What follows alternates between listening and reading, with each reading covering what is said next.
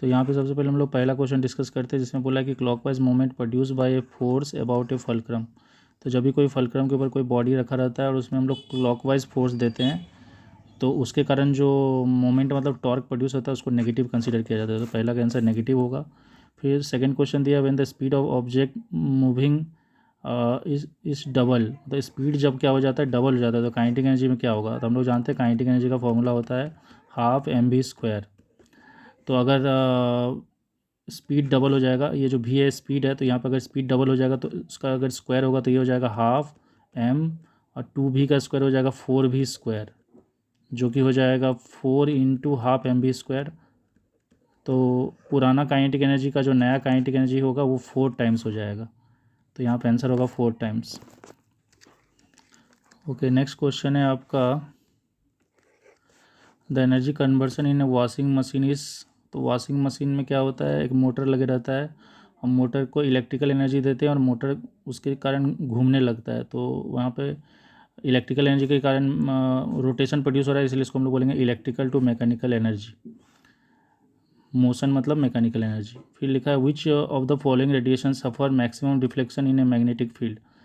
तो हम लोग जानते हैं कि जब एक रेडियो एक्टिव सब्सटेंस को लीड के कंटेनर के अंदर रखा जाता है तो उनसे 3 टाइप का पार्टिकल निकलता है। एक्चुअली 2 पार्टिकल निकलता है, एक निकलता है अल्फ़ा रे और एक बीटा रे और एक गामा रेडिएशन निकलता है। तो सबसे ज़्यादा अगर कोई डिफ्लेक्शन शो करता है तो वो ये एक अल्फ़ा रे, एक बीटा रे और एक गामा रे निकलता है। तो सबसे ज़्यादा डिफ्लेक्शन कोई शो करता है तो वो है बीटा रे, तो इसीलिए बीटा रेडिएशन होगा।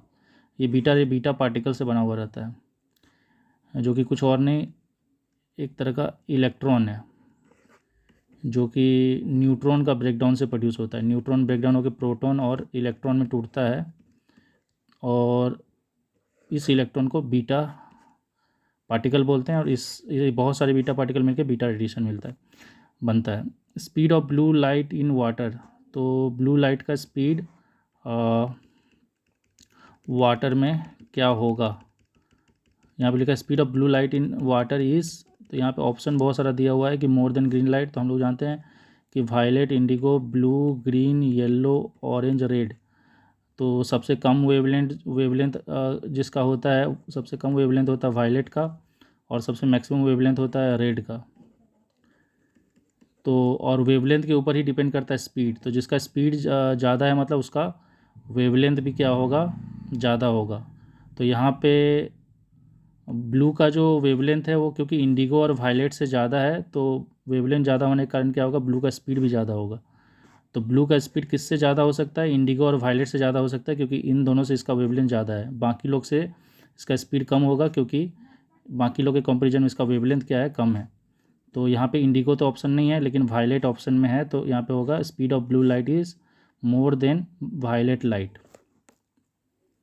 क्योंकि लाइट जब भी कोई डेंसर मीडियम में जाता है तो वहाँ पे उसका स्पीड उसके वेवलेंथ के हिसाब से अफेक्टेड होता है। बाकी एयर और वैक्यूम में स्पीड वेवलेंथ के हिसाब से अफेक्टेड नहीं होता है, बाकी कोई अदर डेंसर मीडियम में होता है। कनकेव लेंस किस टाइप का इमेज बनाता है। तो कनकेव लेंस हमेशा वर्चुअल और डिमिनिश्ड इमेज बनाता है। उसके बाद है when a body vibrate under periodic force. तो जब भी कोई बॉडी को आप कंटिन्यूसली फोर्स देते रहोगे तो वो उस वाइब्रेशन को फोर्स वाइब्रेशन बोलते हैं। 2 नोट्स, 2 नोट प्रोड्यूस हो रहा है म्यूजिकल इंस्ट्रूमेंट के द्वारा, जिसका लाउडनेस और पीच सेम है, तो लेकिन फिर भी वो आपको अलग सुनाई दे रहा है। 2 अलग अलग इंस्ट्रूमेंट से जो आवाज़ आ रहा है, भले उनका लाउडनेस और पीच सेम है, लेकिन फिर भी वो आपको अलग अलग सुनाई दे रहा है। इस फैक्टर को क्वालिटी बोलते हैं और टिम्बर भी बोलते हैं। और ये क्वालिटी और टिम्बर क्या चीज़ के ऊपर डिपेंड करता है, ये डिपेंड करता है वेवफॉर्म के ऊपर। तो इसका आंसर वेवफॉर्म होगा।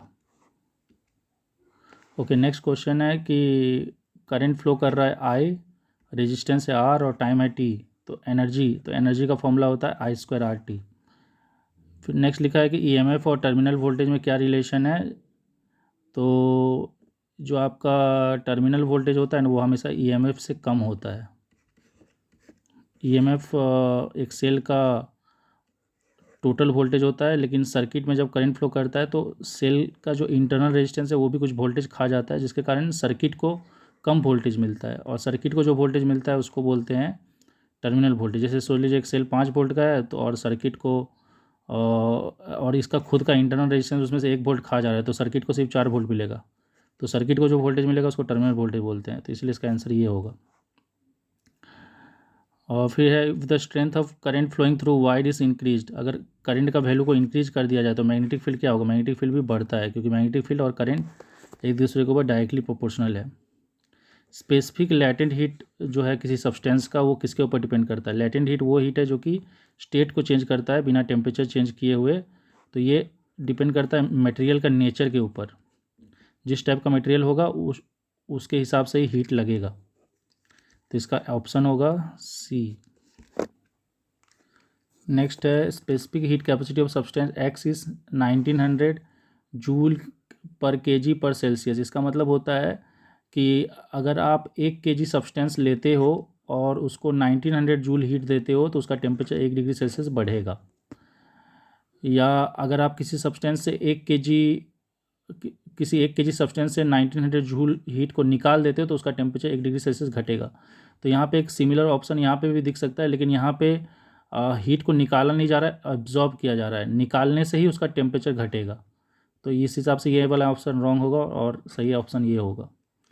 लिखा हुआ है रे ऑफ लाइट ट्रैवल नॉर्मल। कोई भी रे ऑफ लाइट जब कोई सरफेस पे नॉर्मली गिरता है तो वो सीधा अंदर चले जाता है, तो वहाँ पे एंगल ऑफ इंसिडेंस भी 0 हो जाता है और एंगल ऑफ रिफ्रैक्शन भी 0 हो जाता है। तो एंगल ऑफ रिफ्रैक्शन का वैल्यू कितना होगा? 0 होगा। एक बबल है जो कि वाटर के अंदर राइज हो रहा है। तो जब भी कोई लाइट उसके ऊपर गिरता है और वो लाइट क्रिटिकल एंगल से ज़्यादा एंगल में गिरता है तो टोटल इंटरनल रिफ्लेक्शन होके वो क्या होता है? बाहर चले जाता है। और जब हमारे आँख में आता है तो क्योंकि वो लाइट को रिफ्लेक्ट कर रहा है तो इसीलिए वो हम लोग को कैसा कलर का दिखता है? सिल्वरी कलर का दिखता है। और यहाँ पे जो ये फेनोमेना हो रहा है क्योंकि लाइट इसमें टकरा के रिफ्लेक्ट हो गया है, इसलिए इस फेनोमेना को बोलते हैं टोटल इंटरनल रिफ्लेक्शन। और इसी कारण ये बबल हम लोग को वाटर के अंदर सिल्वरी कलर का दिखता है। तो इसलिए लिखा है small air bubble rising up in fish tank appear silvery when viewed from particular angle. तो इसके पीछे कौन सा फेनोमेना है? Total internal reflection. Next question है when does the nucleus of atom tend to become radioactive. एक atom का nucleus radioactive जैसा कब बिहेव करता है? जब उसमें न्यूट्रॉन का क्वांटिटी प्रोटॉन से बहुत बहुत बहुत ज़्यादा हो जाता है। तो न्यूट्रॉन का क्वांटिटी अगर बहुत ज़्यादा हो जाएगा तो वो रेडियो एक्टिव जैसा बिहेव करता है, मतलब अनस्टेबल हो जाता है उस एटम का न्यूक्लियस। नेक्स्ट क्वेश्चन है name a single pulley in which displacement of load and effort is not same. ऐसा पुली बताओ सिंगल पुली जिसमें लोड और, तो वो है single movable pulley. Single movable पुली एक ऐसा पुली है जिसमें लोड और एफर्ट का डिस्प्लेसमेंट सेम नहीं होता है, क्योंकि उसका वेलोसिटी रेशियो 2 होता है। और उस हिसाब से देखा जाए तो displacement of effort bye displacement of load, तो डिस्प्लेसमेंट ऑफ एफर्ट जो होगा लोड के डिस्प्लेसमेंट का डबल होगा, तो दोनों सेम नहीं होता है। तो इसका आंसर होगा single movable pulley. Single movable pulley. Next है state one advantage of this pulley. ये पुली का एक एडवांटेज क्या है? तो ये पुली का एक एडवांटेज ये है कि देखिए मैकेनिकल एडवांटेज भी आइडियल कंडीशन में इस पुली का हो जाता है 2 और लोड बाय एफर्ट। और मैकेनिकल एडवांटेज का फॉर्मूला होता है लोड बाय एफर्ट। तो एफर्ट जो हो जाएगा वो हो जाएगा लोड बाय 2, मतलब जितना भी लोड रहेगा आपको एफर्ट उसका आधा लगाना पड़ेगा। तो ये उसका एक एडवांटेज हो गया कि आपको एफर्ट लोड के कंपैरिजन में आधा लगाना पड़ेगा। नेक्स्ट क्वेश्चन दिया है कि what is the position of centre of gravity of triangular lamina. तो यहाँ पे बोला है कि what is the position of centre of gravity of triangular lamina. तो एक ट्राइंगल में सेंटर ऑफ ग्रेविटी जिस पॉइंट पे लाई करता है उसको सेंट्रॉइड बोलते हैं। तो इसका सेंटर ऑफ ग्रेविटी का लोकेशन क्या हो जाएगा? सेंट्रॉइड हो जाएगा। सेंट्रॉइड वो जगह होता है जहाँ पे एक ट्राइंगल का तीनों मीडियन एक दूसरे से इंटरसेक्ट करता है। मीडियन एक ऐसा लाइन है जो कि वर्टेक्स से एक साइड को बाइसेक्ट करता है। तो इस साइड से इस वर्टेक्स से जो बनेगा आपका मीडियन, और इस वर्टेक्स से भी जो मीडियन बनेगा, और इससे भी, ये तीनों जहाँ पे इंटरसेक्ट करता है उसको सेंट्रॉइड बोलते हैं। और यहीं पे ट्राइंगल का सेंटर ऑफ ग्रेविटी लाई करता है। फिर बोला है when A triangle is suspended freely from one vertex, एक ट्राइंगल को ऐसे एक वर्टेक्स से ऐसे लटका दिया जाएगा। What is the moment of force produce by its own wait, तो इसका वेट कहाँ पे काम करेगा, सेंट्रोइड पे। और व्हाट इज द, तो ये जब ये अपना किसी एक वर्टेक्स पे लटकाया जाएगा तो यहाँ ये इक्विलिब्रियम कंडीशन में रहेगा। इक्विलिब्रियम कंडीशन में मतलब ना ये क्लॉकवाइज घूमेगा, सॉरी, ना ये क्लॉकवाइज घूमेगा और ना एंटी क्लॉकवाइज घूमेगा। तो इस केस में इसका जो मोमेंट ऑफ फोर्स मतलब टॉर्क का वैल्यू कितना हो जाएगा, नेट टॉर्क का वैल्यू हो जाएगा 0। तो नेट टॉर्क का वैल्यू 0 हो जाएगा, तो इसका आंसर हो गया 0।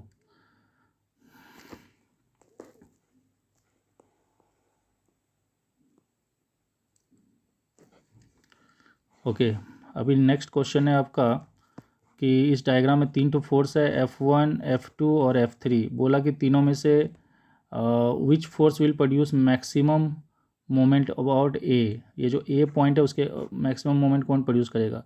तो मोमेंट का फॉर्मूला होता है, मतलब टॉर्क का फॉर्मूला होता है फोर्स इनटू परपेंडिकुलर डिस्टेंस। तो जिस फोर्स का परपेंडिकुलर डिस्टेंस ज़्यादा होगा वो ज़्यादा मैक्सिमम मोमेंट प्रोड्यूस करेगा। तो अगर आप देखोगे तो ये जो F1 फोर्स है इसका दूरी सबसे ज़्यादा है, और अगर आप F2 फोर्स को देखोगे तो अगर आप F2 फोर्स को इधर प्रोड्यूस करते हो तो इसका दूरी पॉइंट ए से कम है, ये दूरी कम है। और अगर आप ये F3 फोर्स है, ये F1 का डिस्टेंस सबसे ज़्यादा है और F3 का डिस्टेंस जो है वो यहाँ पे कम है F1 के कंपैरिजन में। और अगर आप इसको भी इधर प्रोड्यूस करते हो तो ये जो F2 है इसका डिस्टेंस भी कम है। तो सबसे ज़्यादा डिस्टेंस, क्योंकि F1 के लिए F1 फोर्स इधर काम कर रहा है और यहाँ से इसका सबसे ज़्यादा परपेंडिकुलर डिस्टेंस सबसे ज़्यादा इसी का है, तो इसीलिए इसका आंसर होगा F1। पहला का आंसर F1 होगा। लिखा give reason for your answer, तो आपको रीजन देना है, तो आपको रीजन यही लिखना है कि इसका जो डिस्टेंस है सबसे ज़्यादा है, it has maximum perpendicular distance, सबसे ज़्यादा परपेंडिकुलर डिस्टेंस इसी का है। फिर लिखा what's will be the angle between direction of force and the direction of displacement when negative work. Negative work जब भी होता है तो फोर्स डिस्प्लेसमेंट अगर सो लीजिए इस डायरेक्शन में हो रहा है तो फोर्स उसका अपोजिट डायरेक्शन में काम करता है, तो दोनों के बीच में एंगल कितना हो जा रहा है, 180 डिग्री। तो ये पहला का आंसर हो जाएगा 180 डिग्री।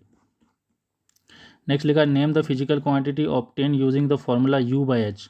तो यहाँ पे U जो है वो पोटेंशियल एनर्जी है, तो पोटेंशियल एनर्जी का फॉर्मूला होता है mgh। तो उस हिसाब से U/ अगर H कर देंगे तो बचेगा mg, और mg को क्या बोलते हैं, वेट बोलते हैं। तो जो फिजिकल क्वांटिटी यहाँ पे एक्सप्लेन किया जा रहा है U/H से, वो वेट है। उसके बाद लिखा है calculate the power spent by crane lifting a load of mass इतना विथ ए वेलोसिटी। मास कितना है, एक लोड को उठाना है जिसका मास है 2000 kg, और वो लोड कितना वेलोसिटी से मूव कर रहा है 1.5 मीटर पर सेकेंड, और आपको पावर निकालना है। तो पावर का एक फॉर्मूला फोर्स इनटू वेलोसिटी भी होता है, और फोर्स निकालने के लिए हम लोग को चाहिए मास और एक्सेलरेशन। अब क्योंकि ये बॉडी को ग्रेविटी के अगेंस्ट उठाया जा रहा है, ग्रेविटी के अगेंस्ट उठाया जा रहा है, तो इसीलिए यहाँ पे आपका फोर्स का वैल्यू हो जाएगा mg, मतलब फोर्स वेट के बराबर हो जाएगा, और वेलोसिटी का वैल्यू तो दे दिया 1.5। तो m का वैल्यू हो गया आपका 2000, g का वैल्यू को हम लोग यहाँ पे 10 ले लेते हैं, वैसे क्वेश्चन में भी 10 ही लेने बोला है, और वेलोसिटी का वैल्यू है 1.5। तो 1.5 इंटू 2 हो जाएगा आपका 3, और ये 3 जीरो, और ये 1 2 3 4 जीरो हो जाएगा। तो इतना वाट आंसर आएगा। अगर आप इसको किलोवाट में कन्वर्ट करोगे तो आंसर आएगा 30 किलोवाट। तो इसका आंसर आएगा 30 किलोवाट। उसके बाद नेक्स्ट क्वेश्चन है a metal foot ruler is held at an angle edge table if it is pressed it is free and then released. तो देखिए एक स्केल को बच्चा लोग जो ऐसे डेस्क में से फंसा देता है और उसको फिर ऐसे करके खींच के छोड़ता है, तो क्या होता है, ऐसे वाइब्रेट करने लगता है। तो बोला कि ये किस टाइप का वाइब्रेशन होगा। तो सीधा सा बात है, हम लोग जानते हैं कि एक बार वाइब्रेट करके छोड़ दिया जाएगा तो इसका वाइब्रेट करते करते इसका एम्पलीट्यूड धीरे धीरे कम होने लगेगा। अब क्योंकि इसका एम्पलीट्यूड ऑफ वाइब्रेशन ग्रेजुअली कम होते जा रहा है, तो ये एक तरह का डैम्प्ड वाइब्रेशन है, तो इसका आंसर होगा डैम्प्ड वाइब्रेशन। फिर लिखा state one way to increase the frequency of vibration. इस वाइब्रेशन का फ्रिक्वेंसी को कैसे बढ़ाया जा सकता है। तो देखो स्केल को जहाँ पे फंसाया जा रहा है, अगर स्केल को और अंदर डाल दिया जाए तो इसका लंबाई कम हो जाएगा, और लेंथ कम होने से क्या होगा, इसका फ्रिक्वेंसी बढ़ेगा, क्योंकि फ्रिक्वेंसी और लेंथ के बीच में इन्वर्स रिलेशन है। तो स्केल को जितना आप उस होल के अंदर ज़्यादा अंदर डाल दोगे तो उससे क्या होगा, स्केल का जो ऊपर का हिस्सा है उसका लंबाई कम हो जाएगा, और लंबाई कम होने से क्या होगा, फ्रिक्वेंसी बढ़ेगा। तो एक तरीका क्या है कि आप फ्रिक्वेंसी बढ़ाने का, कि आप लंबाई को क्या करो, कम कर दो। उसके बाद नेक्स्ट क्वेश्चन है कि a geyser is rated 240 watt and 220 volt. इससे आपको क्या समझ में आ रहा है? तो पहला चीज़ ये समझ में आ रहा है कि जो भी गीज़र है उसका पावर रेटिंग कितना है, मतलब वो कितना पावर कंज्यूम करेगा, 240 वाट कंज्यूम करेगा। दूसरा चीज़ क्या समझ में आ रहा है कि उस गीज़र को अगर आपको ऑपरेट करना है तो उसके लिए आपको कितना वोल्ट का सप्लाई चाहिए, 220 वोल्ट का सप्लाई चाहिए। और एक तीसरा चीज़ भी पता चल रहा है कि अगर आप यहाँ पे फ्यूज़ यूज़ करना चाहते हो तो आपको फ्यूज़ जो यूज़ करना है उसका रेटिंग क्या होना चाहिए, 240 बाय 220 को डिवाइड करने से, मतलब पावर बाय वोल्टेज को डिवाइड करने से जो करंट का वैल्यू आएगा उससे ज़्यादा रेटिंग का, मतलब उससे ज़्यादा करंट रेटिंग का आपको फ्यूज़ लगाना है। तो एक तीसरा चीज़ भी पता चल रहा है। तो ये 3 चीज़ पता चल रहा है, कितना पावर कंज्यूम करेगा, कितना सप्लाई वोल्टेज चाहिए चलाने के लिए, और इससे जो करंट का वैल्यू आएगा उससे ये भी पता चलेगा कि 240 और 220 को आप डिवाइड करिएगा, जो भी आंसर आएगा उससे ज़्यादा रेटिंग का फ्यूज़ को लगाना पड़ेगा, नहीं तो अप्लाइंसेस डैमेज भी हो सकता है। जब भी ज़्यादा करंट फ्लो करेगा तो फ्यूज़ मेल्ट हो जाएगा और अप्लायंस को डैमेज होने से बचा लेगा। नेक्स्ट लिखा है, is it possible for concave lens to form image size 2 times that of object.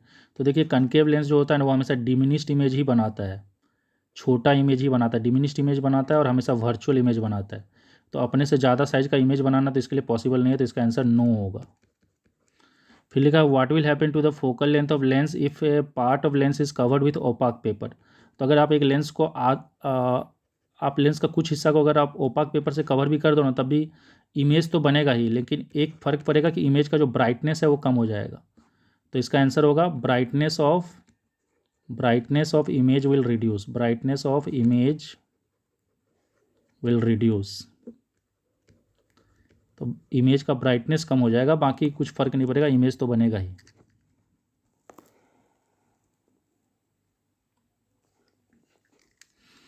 Okay, next question है, which electrical component protect the electric circuit in case of excess current and which can also be used as a switch.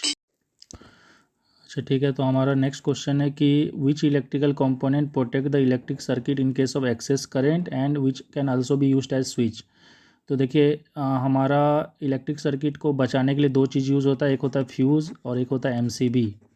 लेकिन हम लोग fuse को as a switch use नहीं कर सकते, तो इसका आंसर एमसीबी होगा। तो एमसीबी का फुल फॉर्म होता है मिनिएचर सर्किट ब्रेकर। तो इसका आंसर होगा मिनिएचर सर्किट ब्रेकर। उसके बाद है, name the wire to which electrical component is connected in electric circuit. तो इसको किस वायर में लगाया जाता है, तो इसको लगाया जाता है लाइव वायर में। तो लिखा है, name the wire to which electrical component is connected to an circuit. तो इसको किस वायर में लगाया जाता है, वो लाइव वायर होगा।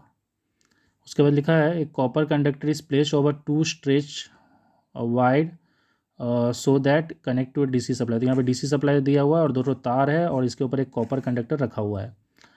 बोला है, what should be the pole at A and B. A और बी पे पोल क्या होगा, ताकि ये जो कंडक्टर यहाँ पे रखा हुआ है ना, ये फोर्स किधर एक्सपीरियंस करे, ऊपर की तरफ। तो सीधा सा बात है, यहाँ से जो भी ये पॉजिटिव टर्मिनल है, नेगेटिव टर्मिनल, तो यहाँ से जो भी करंट जाएगा वो यहाँ से होते हुए आएगा,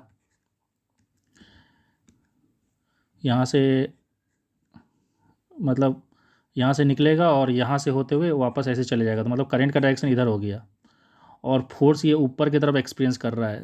तो अगर आप Fleming left hand rule apply करोगे तो मैग्नेटिक फील्ड का डायरेक्शन इस डायरेक्शन में होगा। और मैग्नेटिक फील्ड क्योंकि इधर से इधर जा रहा है, इससे ये पता चल रहा है कि मैग्नेटिक फील्ड हमेशा नॉर्थ से साउथ जाता है।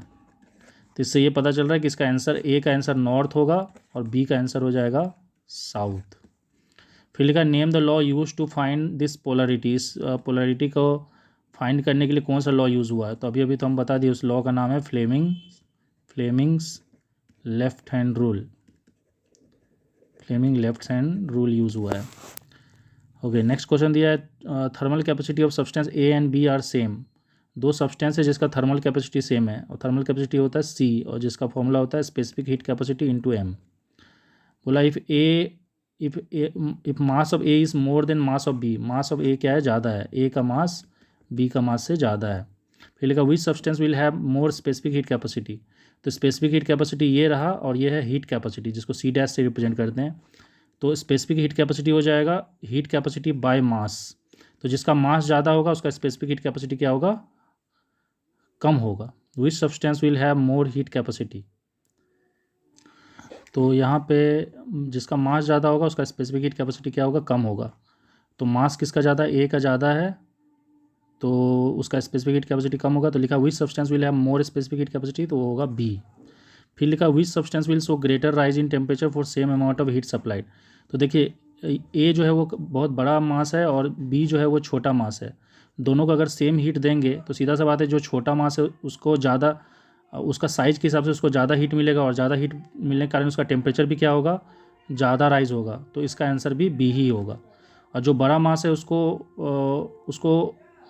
उसका टेम्परेचर को बढ़ाने के लिए हम लोग को बहुत ज़्यादा हीट देना पड़ेगा, और जो छोटा मास है उसको अगर हम इसको जितना हीट दिए इतना अगर इसको दे दें तो इसका टेम्परेचर ऑटोमेटिक बहुत ज़्यादा बढ़ जाएगा, क्योंकि इसका साइज़ छोटा है और साइज़ छोटा होने के कारण इतना हीट सफिशिएंट है इसका हीट टेम्परेचर को काफ़ी बढ़ाने के लिए। उसके बाद नेक्स्ट क्वेश्चन दिया है आपका, नेक्स्ट क्वेश्चन दिया how is radio activity of radio isotope affected if undergo chemical change, radio activity of radio isotope कैसे अफेक्टेड होता है केमिकल चेंज होने से। तो केमिकल चेंज होने से कुछ भी इफेक्ट नहीं होता है, क्योंकि रेडियो एक्टिविटी एक न्यूक्लियर फेनोमेना है, न्यूक्लियर फेनोमेना है, और केमिकल चेंज जो है वो एक एटॉमिक फेनोमेना है। तो अगर कोई केमिकल चेंज होता है उससे रेडियो एक्टिविटी में कोई फ़र्क नहीं पड़ता है, लेकिन क्योंकि रेडियो एक्टिविटी न्यूक्लियर फेनोमेना है और रेडियो एक्टिविटी में या तो दो छोटे छोटे न्यूक्लियस एक दूसरे से जुड़ के बड़ा न्यूक्लियस बनता है जिसको न्यूक्लियर फ्यूज़न बोलते हैं, या एक बड़ा सा न्यूक्लियस टूट के दो छोटा छोटा न्यूक्लियस बनता है जिसको न्यूक्लियर फ्यूज़न बोलते हैं। तो बोला है कि हाउ इफेक्टेड, तो इसका आंसर लिखोगे नो चेंज, कोई फ़र्क नहीं पड़ता, नो इफेक्ट, आप लिख सकते हो नो इफेक्ट। तो पहला चीज़ लिख सकते हो कि नो इफेक्ट लिखोगे, नो नॉट अफेक्टेड लिखोगे, not affected. How is radioactivity और radio affected with chemical change, not affected लिखोगे, रीजन लिखोगे क्योंकि ये एक न्यूक्लियर फिनोमेना है।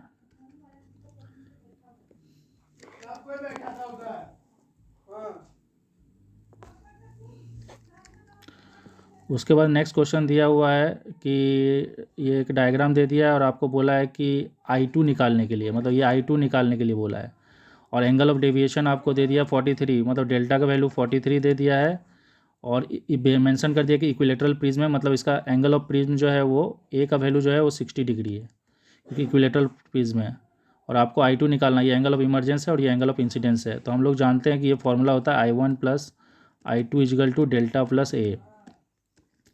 तो I1 मतलब एंगल ऑफ इंसिडेंस का वैल्यू तो 65 है, और I2 जो है आपका उसका वैल्यू हम लोग को निकालना है, डेल्टा का वैल्यू 43 दे दिया है और ए का वैल्यू दे दिया 60। तो ये हो जाएगा आपका 3 और ये हो जाएगा 10, और I2 का वैल्यू हो जाएगा 103 माइनस 65, तो यहाँ पे 8 बचेगा और ये 9 में से 6 गया तो 38 डिग्री इसका आंसर आएगा। तो ये I2 का वैल्यू 38 डिग्री आएगा। उसके बाद आपको नेक्स्ट क्या बीट पूछा है, तो पहला का आंसर आ गया 38 डिग्री, तो इसका आंसर 38 डिग्री हो गया। उसका बोला व्हाट इज़ द रे QS कॉल्ड, ये QS रे जो है इसको क्या बोलते हैं, तो इसको इमर्जेंट रे बोलते हैं, जो बाहर निकल रहा है उसको इमर्जेंट रे बोलते हैं। उसके बाद बोला कि ये डायग्राम को कॉपी करो और इसको कंप्लीट करो, यहाँ पे क्रिटिकल एंगल दे दिया और ये ग्लास है और यहाँ पे लाइट 90 डिग्री में गिर रहा है, तो 90 डिग्री में जो भी लाइट गिरता है वो सीधा अंदर जाएगा। अब यहाँ पे हम लोग नॉर्मल बनाएंगे, और क्योंकि यहाँ पे ये लाइट 90 डिग्री में अब नहीं गिर रहा है, तो ये देखिए यहाँ पे ये एंगल 60 डिग्री दे दिया है और ये 90 डिग्री है, और ये वाला एंगल जो है वो हम लोग फाइंड कर लेंगे क्योंकि ये एक ट्राइंगल बन रहा है यहाँ पे। तो ये हो गया 90, ये 60, 150 हो गया, और 150 को 180 से माइनस कर देंगे तो ये मिल जाएगा 30 डिग्री, क्योंकि एक ट्राइंगल में तीनों एंगल का सम कितना होता है 180 डिग्री होता है। तो ये 90 और ये 60 तो 150 हो गया, 150 में 180 से कितना कम है, 30 कम है, तो ये वाला एंगल 30 हो जाएगा। अब देखिए ये नॉर्मल है, यहाँ पे ये नॉर्मल है, तो ये अगर 60, ये अगर 30 है तो ये ऑटोमेटिक कितना हो जाएगा, 60 हो जाएगा, ये एंगल हो जाएगा आपका 60 डिग्री। तो यहाँ पे ये हो गया आपका इंसिडेंट रे, ये जो है ये आपका इंसिडेंट रे हो गया, ये नॉर्मल हो गया, इन दोनों के बीच का एंगल कितना हो गया, 60 डिग्री। अब क्योंकि यहाँ पे एंगल ऑफ इंसिडेंस जो है वो जो है 42 डिग्री मतलब क्रिटिकल एंगल से ज़्यादा है, तो यहाँ पे टोटल इंटरनल रिफ्लेक्शन होगा और लाइट इधर इधर ऐसे रिफ्लेक्ट होगा, कितना एंगल में रिफ्लेक्ट होगा, वही 60 डिग्री में, क्योंकि लाइट रिफ्लेक्ट हो रहा है मतलब एंगल ऑफ इंसिडेंस और एंगल ऑफ रिफ्लेक्शन क्या होगा, सेम होगा। उसके बाद आप देखिए ये भी तो 90 डिग्री है, तो ये 60 हो गया, तो ये 30 होगा, और फिर से यहाँ पे एक ट्राइंगल बन रहा है, तो ये 60 और ये 30 90 हो जाएगा, और 180 से माइनस करेंगे 90 को, तो ये वाला एंगल फाइंड हो जाएगा 90 डिग्री। अब लाइट क्योंकि यहाँ पे 90 डिग्री में गिर रहा है तो यहाँ से सीधा बाहर चले जाएगा। तो ओवरऑल ये डायग्राम कुछ ऐसा दिखेगा। यहाँ पे लाइट ऐसे टकराएगा, यहाँ हम लोग नॉर्मल बनाएंगे और यहाँ से टकरा के ये ऐसे करके सीधा बाहर चले जाएगा। उसके बाद नेक्स्ट क्वेश्चन है ये वाला, इसमें आपका ऑरेंज और ब्लू लाइट दिया हुआ है, बोला copy and complete the path of रे ऑफ लाइट। तो यहाँ पे आप एक नॉर्मल बनाओगे, यहाँ पे भी आप नॉर्मल बनाओगे, और दोनों लाइट क्या होगा, क्योंकि डेंसर मीडियम में जा रहा है एयर से, ये देखिए ग्लास लिखा हुआ है, तो लाइट क्या होगा, टूअर्ड द नॉर्मल बेंड हो जाएगा, ये लाइट इधर बेंड हो जाएगा और ये भी लाइट इधर बेंड हो जाएगा, नॉर्मल की तरफ बेंड हो जाएगा। दोनों लाइट डेंसर मीडियम में जाके अपना एक्चुअल पाथ से इधर नहीं जाके वो इधर नॉर्मल की तरफ बेंड हो जाएगा, इधर बेंड हो जाएगा। उसके बोला है कि how do the speed of this रे डिफर इन ग्लास। तो देखिए ऑरेंज और ब्लू दिया है, और हम लोग जानते हैं कि स्पीड डिपेंड करता है, कोई भी डेंसर मीडियम में स्पीड डिपेंड करता है वेवलेंथ के ऊपर। तो यहाँ पे कौन कौन सा लाइट है, ऑरेंज है और कौन सा है, ब्लू है। तो जिसका वेवलेंथ ज़्यादा होगा ऑटोमेटिक उसका स्पीड ज़्यादा होगा। तो यहाँ पे बोला है how do the speed of this रे डिफर इन ग्लास। तो यहाँ पे आप लिखोगे कि ऑरेंज का जो स्पीड है, यहाँ पे आप लिखोगे ऑरेंज का जो स्पीड है वो ब्लू का स्पीड से क्या होगा, ज़्यादा होगा। क्यों ज़्यादा होगा, कारण क्या लिखोगे, क्योंकि ऑरेंज का वेवलेंथ ज़्यादा है। Are this two ray refracted in glass parallel. बोला कि क्या ये दोनों जब रिफ्रैक्ट होगा ग्लास के अंदर तो पैरेलल रिफ्रैक्ट होगा, नहीं पैरेलल रिफ्रैक्ट नहीं होगा। क्यों नहीं पैरेलल रिफ्रैक्ट होगा, इसका देखिए बहुत सिंपल सा कारण है, क्योंकि हम लोग जानते हैं रिफ्रैक्टिव इंडेक्स जो है ना वो इन्वर्सली वेवलेंथ के ऊपर डिपेंड करता है। तो जिसका वेवलेंथ ज़्यादा होगा वो कम डेविएट होगा नॉर्मल की तरफ, क्योंकि उसका रिफ्रैक्टिव इंडेक्स कम है। और रिफ्रैक्टिव इंडेक्स वो चीज़ है जो कि हम लोग को बताता है कि लाइट कितना बेंड होगा, या तो नॉर्मल की तरफ या नॉर्मल से दूर। तो यहाँ पे क्योंकि डेंसर मीडियम है तो यहाँ तो नॉर्मल की तरफ ही बेंड होना है। तो जिसका वेवलेंथ ज़्यादा होगा वो कम बेंड होगा। तो क्योंकि वेवलेंथ ज़्यादा किसका, ऑरेंज का है, तो ऑरेंज जो है ना वो नॉर्मल की तरफ कम बेंड होगा, मतलब नॉर्मल की तरफ कम बेंड होगा, इधर कम बेंड होगा। और जो आपका ब्लू लाइट है वो नॉर्मल की तरफ ज़्यादा बेंड होगा, तो ये ज़्यादा बेंड होगा। तो इसलिए ये दोनों पैरेलल नहीं होगा, क्योंकि ये देखिए ये ऐसे बेंड हो रहा है और ये ऐसे बेंड हो रहा है, तो ये दोनों तो पैरेलल नहीं है ना। तो आपको रीजन पूछेगा तो रीजन सीधा सा लिखना, क्योंकि आप लिखोगे रिफ्रैक्टिव इंडेक्स ऑफ आपका जो ब्लू है वो ऑरेंज से रिफ्रैक्टिव इंडेक्स ज़्यादा है। क्यों ज़्यादा है, क्योंकि ब्लू का जो वेवलेंथ है वो ऑरेंज से कम है। जिसका वेवलेंथ कम होता है उसका रिफ्रैक्टिव इंडेक्स ज़्यादा होता है, ये कारण लिखोगे।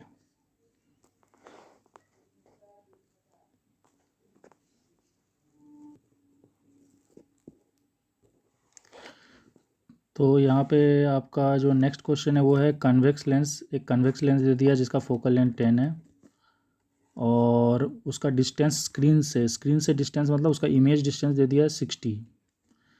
और यहाँ पे लिख दिया है कि रियल इमेज के लिए आपका ये पॉजिटिव होगा, और कन्वेक्स लेंस का फोकल लेंथ भी पॉजिटिव होता है। और आपको ऑब्जेक्ट डिस्टेंस फाइंड करने बोला, मतलब ऑब्जेक्ट स्क्रीन से कितना दूर रहेगा। ऐसे लेंस है, यहाँ स्क्रीन है, और आपको ऑब्जेक्ट को कितना दूर रखोगे तो यहाँ पर रियल इन्वर्टेड इमेज बनेगा।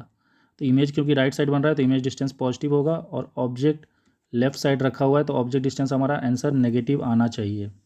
नहीं आया मतलब हम लोग का कुछ कैलकुलेशन मिस्टेक है। अब हम लोग ये फॉर्मूला यूज़ करेंगे 1/f = 1/v - 1/u। तो 1/f का वैल्यू तो 1/10 हो गया, 1/v का वैल्यू 1/60 हो गया, 1/u। तो 1/u = हो जाएगा 1/60 - 1/10। एलसीएम लेंगे, यहाँ हम लोग एलसीएम लेंगे तो ये हो जाएगा 60, और यहाँ ऊपर 1 आएगा, यहाँ पे 6 आएगा, तो ये हो जाएगा -5/60, जो कि काटने के बाद आएगा -1/12। तो 1/u का वैल्यू हो गया -1/12, तो u का वैल्यू हो जाएगा -12 सेंटीमीटर। तो इससे हमारा इसका ऑब्जेक्ट डिस्टेंस मिल गया पहला का -12 सेंटीमीटर। तो ये क्वेश्चन यहाँ सॉल्व हो गया। अभी हम लोग नेक्स्ट क्वेश्चन में जाते हैं।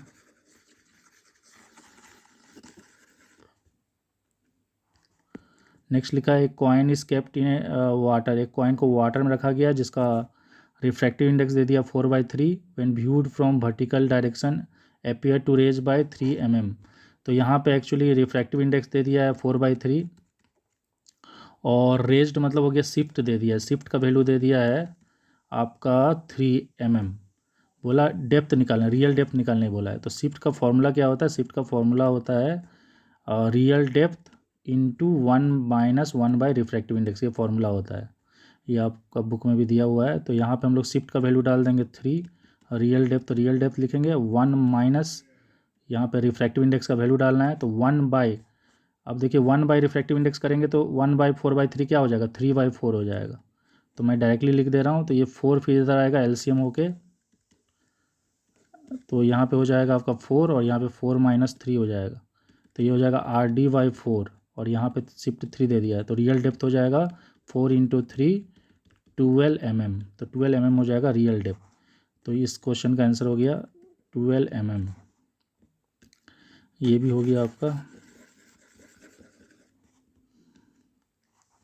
उसके बाद लिखा how is critical angle is related to refractive index. Critical angle refractive index से कैसे रिलेटेड है? तो critical angle, sine critical angle होता है 1/, रिफ्रैक्टिव इंडेक्स। तो ये इस तरीक़ा से रिलेटेड है, तो आप ऐसे लिख सकते हो। ये रिफ्रैक्टिव इंडेक्स हो गया और ये क्रिटिकल एंगल साइन रेशियो में हो गया।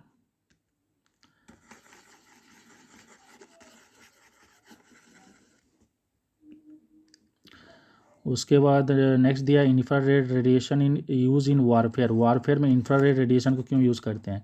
क्योंकि देखिए इंफ्रारेड रेडिएशन जो है ना वो हीट प्रोड्यूस करता है।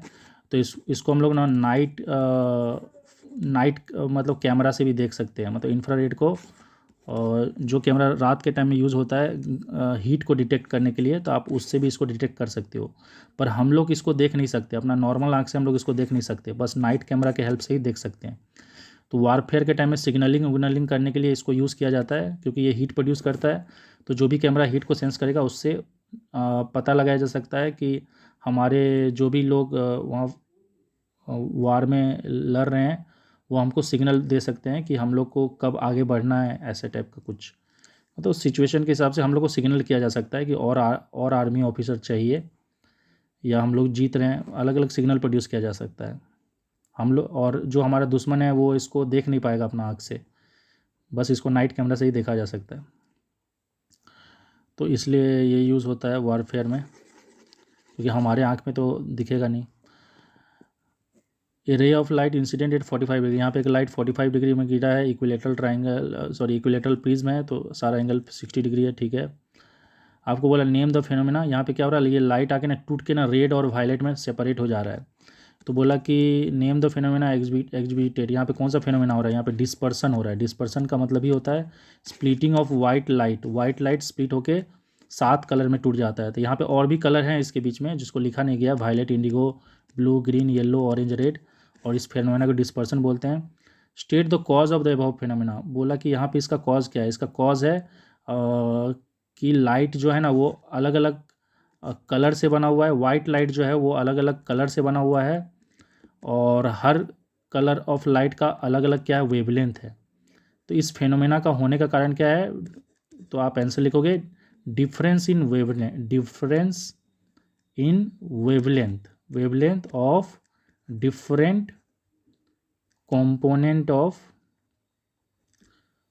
White light. एक वाइट लाइट का जो अलग अलग कंपोनेंट है ना उसका वेवलेंथ जो है ना वो डिफर करता है। और हम लोग जानते हैं कि रिफ्रैक्टिव इंडेक्स जो है वो वेवलेंथ के ऊपर इन्वर्सली प्रोपोर्शनल करता है।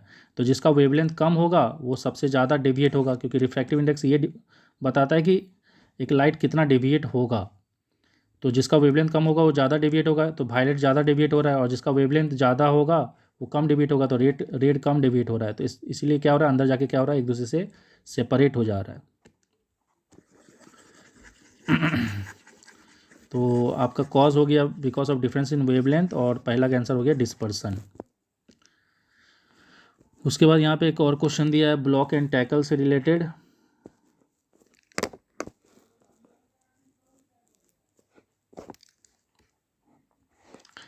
तो लिखा है block and tackle system has velocity ratio 4। तो यहाँ पे वेलोसिटी रेशियो 4 दे दिया है, बोला है कि draw the diagram of the system indicating the direction of load and effort. तो आपको ऐसे करके यहाँ 2 पुली बनाना है, और यहाँ पे ये डायग्राम को थोड़ा ऊपर बना रहे हैं या नीचे ही बना देते हैं। तो ऐसे करके आपको ऊपर में 2 पुली बनाना है और फिर नीचे में 2 पुली बनाना है। ये फिक्स्ड पुली हो गया, ये मूवेबल हो गया। अब आपको यहाँ से स्टार्ट करना है ऐसे करके 1, फिर 2 और फिर ये 3। ऐसे करके आपको रोप लगा देना है। यहाँ पे आपको लगा देना है लोड नीचे की तरफ रहेगा, और यहाँ पे आपको एफर्ट मेंशन करना है, और इसमें टेंशन काम करेगा। यहाँ भी हर जगह आपको टेंशन ऐसे करके मेंशन कर देना है। तो इस टाइप का डायग्राम बनाना है। तो बस इतना ही काफ़ी था इस डायग्राम के लिए। फिर लिखा है what is the value mechanical advantage of the given pulley system if it's ideal. तो आइडियल सिचुएशन में क्या होता है, मैकेनिकल एडवांटेज और वेलोसिटी रेशियो सेम हो जाता है। तो क्योंकि इसका वेलोसिटी रेशियो 4 है, तो मैकेनिकल एडवांटेज भी इसका 4 ही होगा। चलिए ये सब हो गया। अब हम लोग क्या करते हैं, नेक्स्ट क्वेश्चन में जाते हैं। तो नेक्स्ट क्वेश्चन यहाँ पे है, लिखा है कि मीटर स्केल है, उस स्केल का वजन कितना है 50 ग्राम है, और बैलेंस कहाँ पे है 40 सेंटीमीटर पे। मतलब ये स्केल 40 सेंटीमीटर पे बैलेंस है, और इसका वजन 50 ग्राम है। बैलेंस है मतलब क्या, ना वो इधर टिल्ट हो रहा है ना इधर टिल्ट हो रहा है, बैलेंस है। मतलब उसका जो वेट, मतलब एक तरह से बोल सकते हो 40 सेंटीमीटर इस स्केल का सेंटर ऑफ ग्रेविटी है। और हम लोग जानते हैं सेंटर ऑफ ग्रेविटी वो पॉइंट होता है जहाँ पे स्केल का वेट काम करता है। तो ये 50 ग्राम कहाँ पे काम कर रहा होगा, यहीं पे काम कर रहा होगा। तो 50 ग्राम फोर्स का जो वेट है वो 40 सेंटीमीटर पे ही काम कर रहा है। और इधर लंबाई कम है और इधर लंबाई ज़्यादा है, क्योंकि यहाँ पे 0 से 40 मतलब यहाँ पे 40 सेंटीमीटर ही लंबाई है, और यहाँ पे 100 सेंटीमीटर मतलब यहाँ पे 60 सेंटीमीटर का लंबाई है। फिर भी ये बैलेंस हो रहा है, इधर ज़्यादा है और इधर कम है, फिर भी बैलेंस हो रहा है। इससे ये पता चल रहा है कि इसका जो मास डिस्ट्रीब्यूशन है वो दोनों तरफ बराबर नहीं है। इस तरफ मास ज़्यादा है और इस तरफ मास कम है। तो इसलिए क्वेश्चन का पहला बीट में पूछा है कि if this ruler is cut at its centre, अगर इसको सेंटर में काट दिया जाता, मतलब 50 सेंटीमीटर में अगर काट दिया जाता, तो सीधा सा बात है इधर का मास ज़्यादा है और इधर का मास कम है। तो बोला कि कौन सा साइड का मास ज़्यादा होता, 0 से 50 सेंटीमीटर वाला या 50 से 100 सेंटीमीटर वाला। If this ruler is cut from the centre which part of the ruler वेग मोर। तो इसका आंसर, पहला का आंसर होगा 0 से 50 सेंटीमीटर वाला जो है वो उसका वजन ज़्यादा होगा, क्योंकि सीधा सा बात है इधर ज़्यादा मास है तभी ना इधर लंबाई कम होने के बावजूद भी इसको बैलेंस किया है। तो 0 से 50 का ही अगर सेंटर से काट देंगे तो इधर का मास ज़्यादा होगा, इधर का मास कम होगा। तो पहला का आंसर हो जाएगा 0 से 50 सेंटीमीटर वाला का मास ज़्यादा है। उसके बाद आपको बोला है कि what is the minimum weight, कितना मिनिमम वेट देंगे तो ये सेंटर में बैलेंस हो जाएगा। तो सेंटर में बैलेंस करना है, लेकिन हम लोग को पता है ये 40 सेंटीमीटर पे बैलेंस हो रहा है, तो सेंटर में बैलेंस करेंगे तो हम लोग को पक्का कुछ वेट देना पड़ेगा। और इधर का जो वज़न है वो ज़्यादा है, और इसका जो एक्चुअल वेट है स्केल का जो वज़न है 50 GF, वो कहाँ पे काम कर रहा है 40 सेंटीमीटर पे काम कर रहा है, क्योंकि ये वहीं पे बैलेंस हो रहा है। लेकिन हम लोग को कहाँ पे बैलेंस करने बोला है, सेंटर में बैलेंस करने बोला है, मतलब 50 सेंटीमीटर पे। तो हम लोग को कम से कम मास देना है। तो कम से कम मास देने के लिए आप मतलब जो पाइवट पॉइंट है उससे जितना ज़्यादा दूर रहोगे उतना कम से कम मास लगेगा। तो ज़्यादा से ज़्यादा दूर कहाँ तक जा सकते हैं हम लोग, 100 सेंटीमीटर तक जा सकते हैं। उससे दूर जा ही नहीं सकते, क्योंकि स्केल का लंबाई ही 100 सेंटीमीटर है। तो यहाँ पे हम लोग एक तो मास लगाएंगे। अब यहाँ से यहाँ तक का गैप हो गया 50, और यहाँ से यहाँ तक का गैप हो गया 10। ये इसको एंटी क्लॉकवाइज घुमाएगा और ये इसको क्लॉकवाइज घुमाएगा। बैलेंसिंग कंडीशन में क्या हो जाएगा, इस वेट के कारण जो टॉर्क होगा जो कि होगा 50 GF इंटू 10 सेंटीमीटर, और इस मास के कारण जो कि हम लोग इधर लगाएंगे उसके कारण कितना हो जाएगा M इंटू ये 50 सेंटीमीटर। तो ये आपका 50 कट जाएगा और सेंटीमीटर कट जाएगा, और M का वैल्यू आ जाएगा 10 GF। तो कम से कम हम लोग को कितना मास इधर लटकाना पड़ेगा इसको बैलेंस करने के लिए, 10 GF का मास लटकाना पड़ेगा। चलो ये भी क्वेश्चन हो गया। उसके बाद लिखा है car of mass 120 kg move with a speed of 18 kilometre per hour, it attain speed of 54 kilometre per hour in 5 second. Mass दे दिया है, मास दे दिया 120 kg और पहले इनिशियल स्पीड था 18 किलोमीटर पर आवर, तो उसको हम लोग 5/18 करके मीटर पर सेकेंड में ले आते हैं, तो आंसर हो जाएगा 5 मीटर पर सेकेंड। अब बाद में इसका स्पीड बढ़ के हो गया 54, उसको भी 5/18 से मल्टीप्लाई करके हम लोग 18 3 जा ये हो जाएगा 15 मीटर पर सेकेंड। तो इनिशियल और फाइनल स्पीड दोनों को हम लोग इसमें कन्वर्ट कर लिए मीटर पर सेकेंड में। और आपको स्पीड भी दे दिया, सॉरी टाइम भी दे दिया है, तो टाइम का वैल्यू दे दिया 5 सेकेंड। वर्क निकालने बोला है, तो वर्क निकालने का फॉर्मूला होता है फोर्स इंटू डिस्प्लेसमेंट। और लेकिन यहाँ पे तो हम लोग का फोर्स इंटू डिस्प्लेसमेंट काम नहीं करेगा, क्योंकि हमारे यहाँ क्वेश्चन में डिस्प्लेसमेंट दिया हुआ नहीं है। तो अब इसको हम लोग किस तरीक़ा से करें, तो वर्क निकालने का और एक तरीका भी होता है जिसको बोलते हैं वर्क एनर्जी थ्योरम, जो कि बोलता है final kinetic energy minus initial kinetic energy का वैल्यू जो होगा वो वर्क होगा। तो फाइनल काइनेटिक एनर्जी हम लोग कैसे निकालेंगे, हाफ एम का वैल्यू दे दिया 120 और फाइनल वेलोसिटी हो जाएगा 15 का स्क्वायर, और यहाँ हो जाएगा हाफ, फिर से मास हो जाएगा 120 और इनिशियल हो जाएगा 5 का स्क्वायर। तो इनिशियल हो गया आपका, ये देखिए यहाँ पे 5 और फाइनल हो गया 15। तो इससे हम लोग इसका वर्क निकाल लेंगे। तो यहाँ पे हम लोग क्या करते हैं, यहाँ पे हाफ और 120 को कॉमन ले लेते हैं क्योंकि दोनों में ही है, और 15 का स्क्वायर हो जाएगा 225 और 5 का स्क्वायर हो जाएगा 25। तो ये हो जाएगा आपका फाइनली 120 और 225 से 25 गया तो बचेगा आपका 200, तो ये हो जाएगा 200 जा, तो फाइनली ये आंसर आ जाएगा 12000 जूल। इतना वर्क का वैल्यू आया। फिर आपको नेक्स्ट बीट में पावर निकालने भी बोला है, तो पावर का फॉर्मूला होता है वर्क बाय टाइम। तो वर्क हो गया आपका 12000, कितना जीरो है यहाँ, 2, हाँ ये 3 जीरो है, डिवाइडेड बाय टाइम। टाइम का वैल्यू हम लोग का 5 दिया हुआ है, तो डिवाइड कर देंगे तो ये हो जाएगा 5 2 जा 10, 5 4 जा 20, तो 2400 वाट आंसर आएगा, जिसको अगर आप चाहो तो 2.4 किलोवाट भी लिख सकते हो। तो इस तरह से हमारा ये पहला आंसर वर्क का भी निकल गया, पावर भी निकल गया।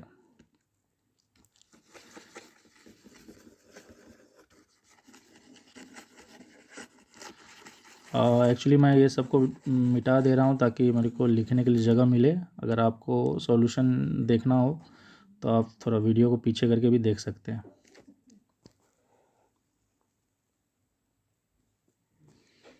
ओके, तो हमारा नेक्स्ट क्वेश्चन है what characteristic of sound is affected due to larger surface area. Larger surface area, तो सरफेस एरिया के ऊपर एक ही कैरेक्टरिस्टिक है जो डिपेंड करता है, उसका नाम है लाउडनेस। एक छोटा ड्रम लोगे उससे कम लाउडनेस का आवाज़ आता है, और जो बड़ा ड्रम रहता है उससे ज़्यादा आवाज़ आता है। पैरेड के टाइम में देखे होगे, पैरेड जब होता है। फिर बोला calculate the distance between, distance cover by ultrasonic wave. Speed दे दिया 1.5 किलोमीटर पर सेकेंड, टाइम दे दिया 14 second. When it is receive from the receiver sonar, तो सोनार टेक्निक में हम लोग जानते हैं इक्को यूज़ होता है, साउंड जाता है फिर आता है, मतलब साउंड जाने और आने में डबल डिस्टेंस कवर करता है। तो हम लोग का फॉर्मूला हो जाता है स्पीड इजिकल टू 2D/T। तो यहाँ पे एक्चुअली निकालने क्या बोल रहा है, डिस्टेंस निकालने बोल रहा है, मतलब डी निकालने बोल रहा है। तो डी का वैल्यू हो जाएगा V × T/2।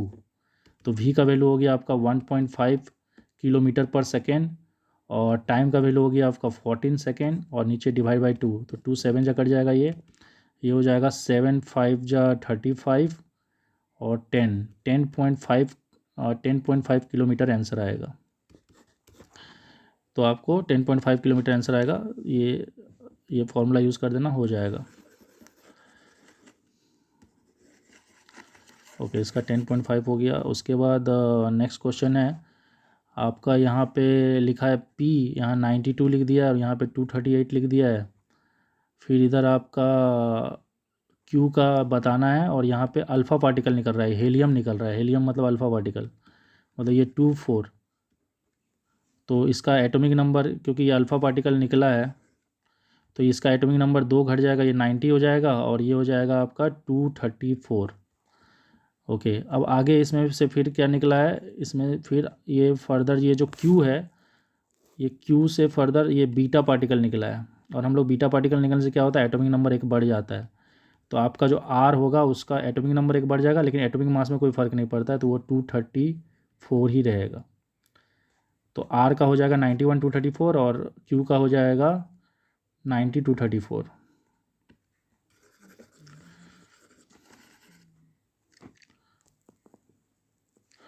ओके, क्वेश्चन में नेक्स्ट दिया है कि name the nuclear reaction which has highest ionising power. सबसे ज़्यादा आयोनाइजिंग पावर किसका होता है? तो सबसे ज़्यादा आयोनाइजिंग पावर होता है अल्फ़ा का। अल्फ़ा का आयोनाइजिंग पावर सबसे ज़्यादा होता है। अल्फ़ा रेडिएशन बोल सकते हैं आप, जो कि अल्फ़ा पार्टिकल से बना हुआ है। अल्फ़ा पार्टिकल कुछ और नहीं, हीलियम आयन होता है, He2+ होता है, जिसमें प्रोटॉन 2 होता है, न्यूट्रॉन भी 2 होता है, इलेक्ट्रॉन नहीं होता है।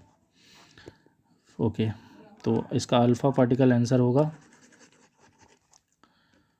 नेक्स्ट लिखा है कि we are able to see TV channel clearly when we set TV on auto tuning. Which phenomena is led to clear visibility of channel due to auto tuning? Define the above phenomena mention by you, give any other example of the above phenomena. तो इस phenomena का example है resonance.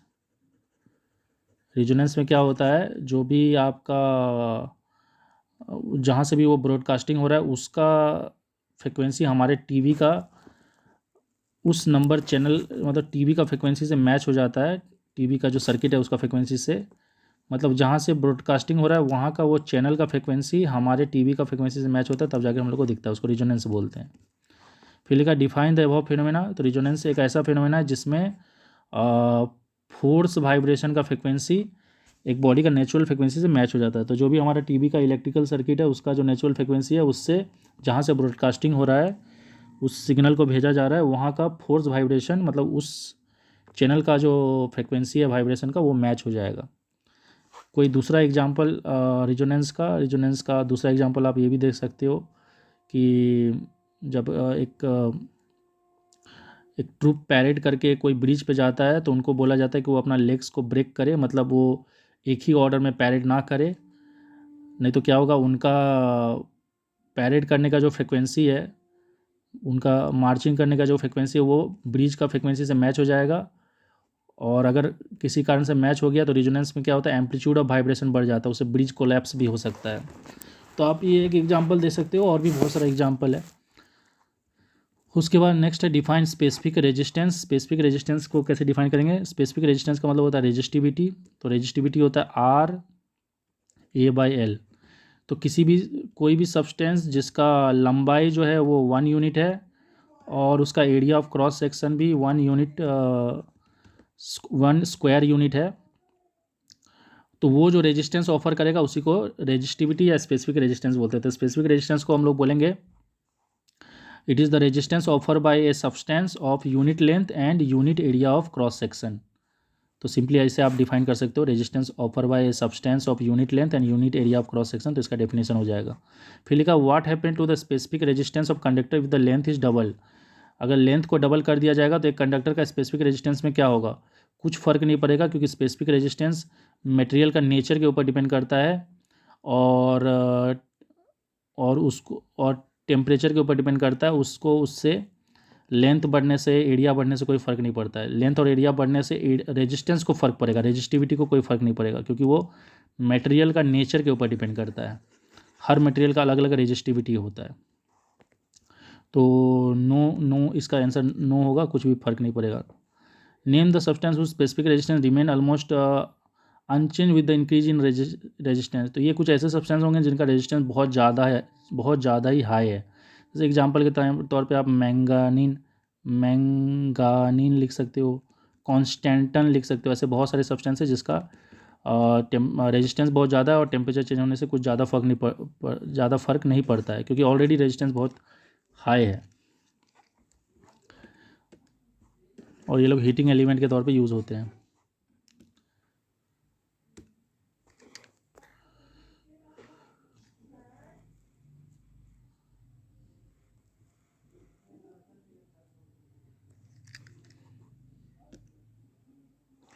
Okay, next question दिया है कि which nuclear radiation will travel undeviated at electric field. तो वो है गामा रेडिएशन। गामा रेडिएशन को कोई फ़र्क नहीं पड़ता है, उसको इलेक्ट्रिक फील्ड और मैग्नेटिक फील्ड डेविएट नहीं कर सकता। बाकी बीटा पार्टिकल डेविएट होता है और अल्फा पार्टिकल भी डेविएट होता है, गामा रेडिएशन नहीं होता, तो इसका आंसर होगा gamma radiation. How can one stop the radiation escaping from nuclear reactor in a nuclear power plant? तो कैसे इसको एस्केप कर सकते हैं रेडिएशन को? तो आपको जो न्यूक्लियर पावर प्लांट का जो दीवार होगा उस पर लीड का कोटिंग देना पड़ेगा, या लीड का कोई चादर लगाना पड़ेगा, या लीड का कोई लेयर लगाना पड़ेगा, क्योंकि लीड ही एक ऐसा सब्सटेंस है जो इन रेडिएशन सबको बाहर जाने नहीं देता है। मतलब ये सब्सटेंस ये जो भी रेडिएशन है, ये अल्फा पार्टिकल या बीटा पार्टिकल या गामा रेडिएशन है, ये लीड को पेनिट्रेट करके बाहर नहीं जा सकता। नेक्स्ट है name one internal source of background radiation. तो बैकग्राउंड रेडिएशन वो रेडिएशन होता है जो हमारे आसपास में ही हमेशा रहता है। तो इंटरनल सोर्स में हो जाएगा, तो यहाँ पे एक और क्वेश्चन है कि एक इंटरनल सोर्स क्या है बैकग्राउंड रेडिएशन का? तो बैकग्राउंड रेडिएशन वो रेडिएशन होता है जो कि हमारे आसपास में हमेशा रहता है, ये हमारे अंदर भी होता है, हमारे बाहर भी रहता है। तो हमारे यहाँ पे इंटरनल सोर्स बोला है, इंटरनल सोर्स हो गया पोटासियम 40, ये हमारे बॉडी में ये मिनरल रहता है और ये एक रेडियो एक्टिव सब्सटेंस है जो हमारे बॉडी के अंदर रहता है। इंटरनल सोर्स हो गया ये हमारा। उसके अलावा और भी रहता है, कार्बन 14 रहता है, बहुत सारे रहते हैं। आपको कोई एक लिखना है तो आप पोटासियम 40 लिख सकते हो। उसके बाद लिखा है, ये नेक्स्ट क्वेश्चन है, इसमें आपको एक ईएमएफ दे दिया है सेल का, इंटरनल रेजिस्टेंस दे दिया है और आपको सर्किट भी दे दिया है, आपको करंट निकालने बोला है। तो सबसे पहले हम लोग इस सर्किट का रेजिस्टेंस निकालते हैं। यहाँ पे 30 आपका ये जो 30 ओम है वो इन दोनों के साथ पैरेलल में है। तो 30 ओम जो है पैरेलल में किसके साथ? 15 और 15 के साथ। और क्योंकि ये दोनों सीरीज़ में है तो ये दोनों सिंपली ऐड हो जाएंगे, तो ये हो जाएगा 30 पैरेलल और इन दोनों का सीरीज़ वैल्यू आएगा 30। आप ऐसे सिंपल अलग अलग करके भी कर सकते हो, इन दोनों का सीरीज़ निकालोगे फिर उसका जो आंसर आएगा उसको इसके साथ पैरेलल। मैं यहाँ पे डायरेक्ट कर दे रहा हूँ 30 × 30 / 30 + 30, तो ये हो जाएगा आपका 900 डिवाइडेड बाय 60, तो 0 0 कट जाएगा, ये हो जाएगा आपका 90/6। ये फिर 6 1 जा 6 5 जा 15 जा कट जाएगा। तो आपका ये सर्किट का रेजिस्टेंस आ गया 15 ओम। उसके बाद आपका करंट निकालना है, तो करंट निकालने के लिए पहले आपको पूरा सिस्टम का ही टोटल रेजिस्टेंस निकालना पड़ेगा, जिसमें सेल का भी इंटरनल रेजिस्टेंस को आपको काउंट करना पड़ेगा। तो टोटल रेजिस्टेंस हो जाएगा सर्किट का रेजिस्टेंस प्लस इसका इंटरनल रेजिस्टेंस जो कि है 17, जो कि मिला के हो जाएगा 17। अब करंट निकालने के लिए हम लोग फॉर्मूला यूज़ करेंगे V/R। V का वैल्यू यहाँ पे 3.4 दे दिया है, तो 3.4 डिवाइडेड बाय R का वैल्यू है कितना आपका? R का वैल्यू हो गया 17। तो इसको अगर आप ऐसे काटोगे तो ये होगा 0.2 एम्पियर। तो करंट का वैल्यू हो गया 0.2 एम्पियर। उसके बाद आपको नेक्स्ट टर्मिनल वोल्टेज निकालने बोला है। तो टर्मिनल वोल्टेज निकालने का फॉर्मूला होता है ईएमएफ माइनस जो इंटरनल रेजिस्टेंस के अक्रॉस में जो ड्रॉप हो रहा है उसको माइनस कर देना है ईएमएफ से। तो ईएमएफ है आपका 3.4 और करंट फ्लो कर रहा है सर्किट में 0.2 और आपका इंटरनल रेजिस्टेंस 2 ओम है, तो यहाँ पे 2 आ जाएगा, तो ये हो जाएगा 3.4 माइनस 0.4, तो ये हो जाएगा 3 वोल्ट। तो ये 3 वोल्ट होगा। तो ये 3 वोल्ट निकला और करंट का वैल्यू निकला 0.2 एम्पियर। ओके ठीक है, हम लोग नेक्स्ट क्वेश्चन जाते हैं। इसको मिटा दे रहे हैं ताकि थोड़ा स्पेस मिल सके। ओके, तो अभी हम लोग नेक्स्ट ये क्वेश्चन सॉल्व करेंगे। Calculate the total amount of heat energy required to melt 200 gram. तो मास दे दिया है आपका, मास ऑफ आइस दे दिया है आपका 200 ग्राम आइस दे दिया है और आपको इसको मेल्ट करना है 0 से 100। तो देखिए जब भी आइस मेल्ट होगा, जब भी आपका आइस मेल्ट होगा तो आइस कितना टेम्परेचर पे होता है? 0 डिग्री सेल्सियस। ये मेल्ट जब भी होगा तो पहले इसका स्टेट चेंज होगा, तो ये वाटर बनेगा और वाटर बन के भी टेम्परेचर कितना रहेगा? 0 डिग्री सेल्सियस। फिर इसका टेम्परेचर बढ़ाना है हम लोग को कितना तक? 100 डिग्री सेल्सियस तक। तो फिर इसका टेम्परेचर 100 डिग्री सेल्सियस तक बढ़ेगा। हम लोग को इसका टेम्परेचर को 100 डिग्री सेल्सियस तक बढ़ाना है और ये तब तक वाटर ही रहेगा। अगर यहाँ पे स्टीम तक बोल देता तो फिर हम लोग को यहाँ पे फिर से इसका स्टेट चेंज करना पड़ता। तो यहाँ पे हीट 2 फॉर्म में लग रहा है, एक लग रहा है लैटेंट हीट फॉर्म में और एक स्पेसिफिक हीट। लैटेंट हीट क्या कर रहा है? यहाँ का स्टेट को चेंज कर रहा है और स्पेसिफिक हीट क्या कर रहा है? यहाँ का हीट टेम्परेचर को चेंज कर रहा है। तो लैटेंट हीट का फॉर्मूला हो जाता है ml, तो टोटल हीट हो जाएगा ml जो कि यहाँ का लैटेंट हो गया और यहाँ का स्पेसिफिक हीट हो जाएगा C × m × delta T. Delta T हो गया चेंज इन टेम्परेचर। तो मास का वैल्यू दे दिया 200 ग्राम, तो यहाँ 200 ग्राम लिख देंगे। और एल का वैल्यू दे दिया, यहाँ पे लैटिन हीट कैपेसिटी दे दिया है 336, स्पेसिफिक हीट कैपेसिटी भी दे दिया है 4.2, तो यहाँ 4.2 लिखेंगे। मास का वैल्यू अगेन 200 लिखेंगे। और आपका चेंज इन टेम्परेचर, तो टेम्परेचर कितना चेंज हो रहा है, 0 से 100 हो रहा है, तो ये हो जाएगा 100 माइनस 0, तो 100 माइनस 0 हो जाएगा, 100 माइनस 0 100 ही आएगा। अब हम लोग को क्या करना है, इसको मल्टीप्लाई करना है, तो ये हो जाएगा 6 2 जा 12, 3 2 जा 6, 3 2 जा 6, फिर यहाँ 2 0 आ जाएगा। और यहाँ पे ये आपका हो जाएगा 4 8 और एक डेसिमल हट जाएगा, तो यहाँ का 1 0 बचेगा, और इसमें और ये 100 का 0 आ जाएगा। तो फाइनली ये आपका हो जाएगा 200, और ये 6 4 हो जाएगा आपका 10, और 8 से 14 15 हो जाएगा। तो इतना जूल हीट एनर्जी लगेगा आपको आइस को वाटर में कन्वर्ट करने के लिए, 0 से लेके 100 डिग्री सेल्सियस तक जाने के लिए। एक बार इसको फिर से चेक कर लेते हैं, कुछ कैलकुलेशन मिस्टेक ना हो गया हो। वैसे आप लोग भी एक बार चेक कर लेना, कुछ मिस्टेक हुआ होगा तो।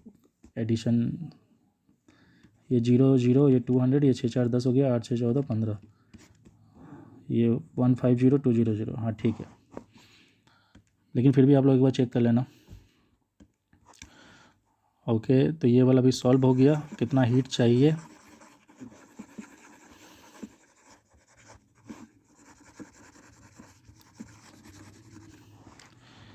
ठीक है। नेक्स्ट क्वेश्चन में जाते हैं। नेक्स्ट क्वेश्चन लिखा है, state the principle of calorimetry. Principle of calorimetry बोलता है heat loss by hot body is equal to heat gain by cold body. Heat gain by cold body, यही बोलता है principle of calorimetry. Heat loss by hot body is equal to heat gain by cold body. Name the material used for making calorimeter. Calorimeter बनाने के लिए क्या use होता है, copper use होता है। फिर लिखा है right one characteristic property of material chosen for making calorimeter. उसको कैलोरीमीटर बनाने के लिए क्यों यूज़ किया जाता है, तो इसका आंसर है क्योंकि इसका स्पेसिफिक हीट कैपेसिटी बहुत कम होता है। लो स्पेसिफिक हीट कैपेसिटी, इसका स्पेसिफिक हीट कैपेसिटी कम होता है।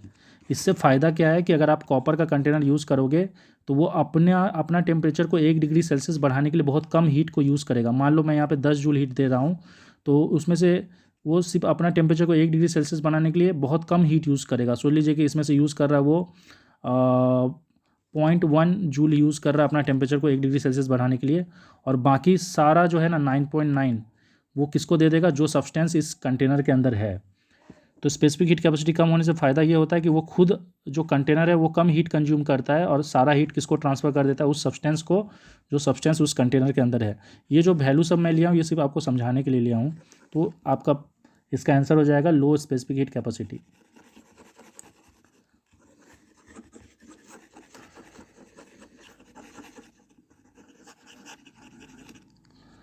ओके, तो अभी हम लोग नेक्स्ट क्वेश्चन में जाते हैं। लिखा है डायग्राम बिलो, ऐसे एक डायग्राम दे दिया है और आपको बोला है कि state the polarity of battery A and B. तो देखिए सीधा सा बात है, यहाँ पे मैग्नेटिक फील्ड ऐसे घूम रहा है। अगर आप राइट हैंड थंब रूल लगाओगे तो आपको क्लियरली समझ में आ जाएगा कि करंट जो है ना यहाँ पे ऊपर की तरफ जाएगा, और यहाँ पे भी अगर आप राइट हैंड थंब रूल लगाओगे तो आपको क्लियरली दिखेगा कि करंट यहाँ पे नीचे की तरफ जा रहा है। तो क्योंकि करंट इधर से जा रहा है और इधर से आ रहा है, तो जिधर से करंट जाता है उसको पॉजिटिव लिया जाता है और जिधर से करंट आता है उसको नेगेटिव लिया जाता है। तो ए का पोलरिटी पॉजिटिव होगा और बी का पोलरिटी नेगेटिव होगा। फिर लिखा state the effect on the magnetic field if the iron rod is held on the axis. अगर यहाँ पे एक आयरन रॉड को डाल दिया जाए तो उससे मैग्नेटिक फील्ड को क्या इफेक्ट पड़ेगा, मैग्नेटिक फील्ड का जो स्ट्रेंथ है ना वो बढ़ जाएगा। इसका जो स्ट्रेंथ है मैग्नेटिक फील्ड